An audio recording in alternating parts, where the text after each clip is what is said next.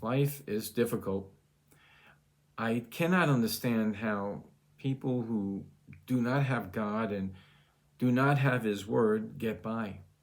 There are things in our life that we can control, but there are things that come in that we cannot. There could be cancers or debts in a family, divorce, adultery, all of these different things that can take the wind out of us.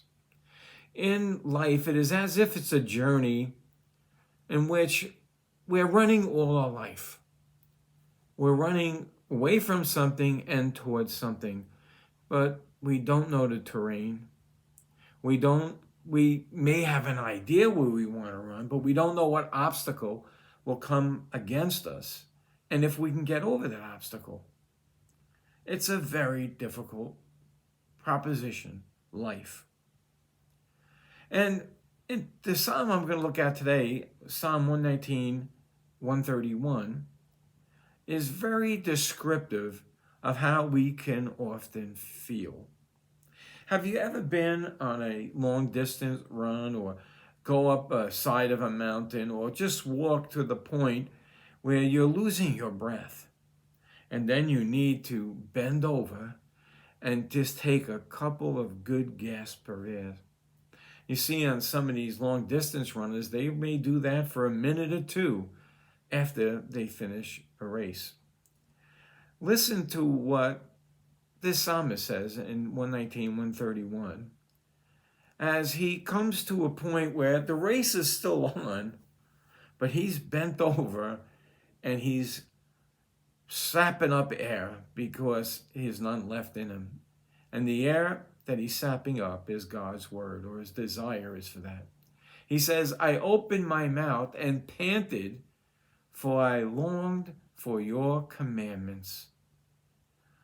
He wanted God's input in a time that he's struggling in his life. How can we avoid that panting? Well, I think the answer to that is quite obvious for a Christian.